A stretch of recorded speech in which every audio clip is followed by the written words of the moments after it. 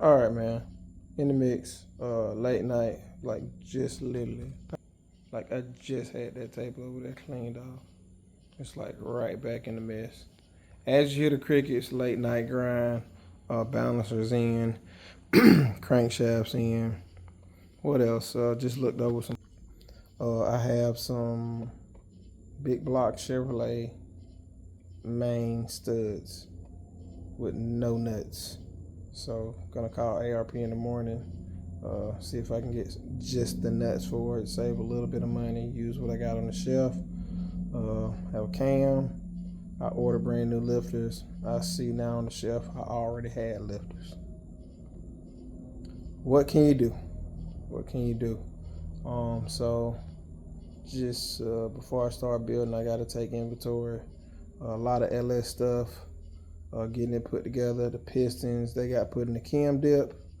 Pressure washed the one time, blew them off. After that, they went into the chem dip. Just life. Lost a ramp. Ended up building a ramp. Ended up building this one here too wide. So this is now a backup ramp that won't slide in, but still useful ramp. So I had to rebuild another one. That's the old one. The other one I test fit. Welder took a poop on me. The liner went bad. Went to the welding store to get a liner, and they sold me the wrong liner. I definitely should have took the old liner up there with me. So, kind of how the day's been going. Kind of been a drag. Couple of AC calls. Let's see if I can show you what I do with this chem dip here real quick. What was I missing? I was missing my jug of transmission fluid to finish dropping these last two pistons. So I gotta do that. So I'm not sure how many gallons. Of course, this is a 5-gallon bucket, so it's probably at least 3 gallons of chem dip in there, and it looks like I got maybe 5 rides, 5, 6, 7, 8. Yeah, I got 5 rides in there completely submerged. And when I say they will come out brand new, they will come out brand new. Let's see if it's already eaten. So you can kind of tell already. So like all that carbon build up, and you can see where you can kind of see it dripping off. It is already eating all that carbon up, and it's probably been in there, I don't know, 15 minutes. So the chem dip, like the carburetor cleaner, it works great. You can get old pistons pretty much back to new. It is some work. You need a pressure washer. Chemical helps. Then of course you got to buy the chem dip. You could buy one gallon of it and just do 2 pistons at a time.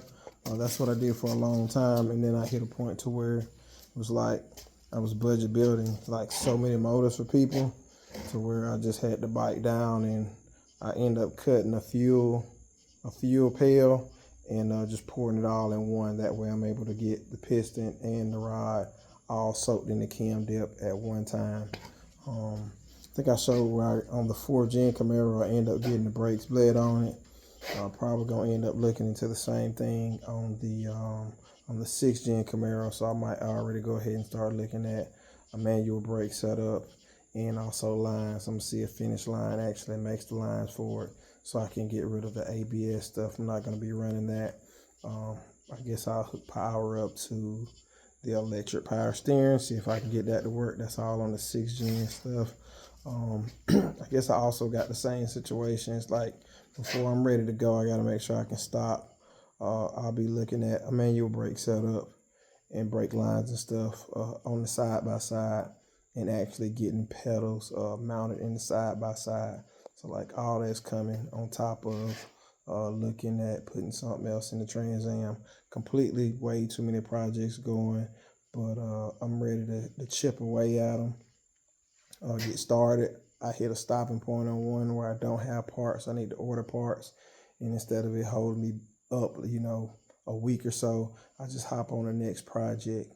So that's the goal right now, is to start chipping away at these projects, and one day I have them all going.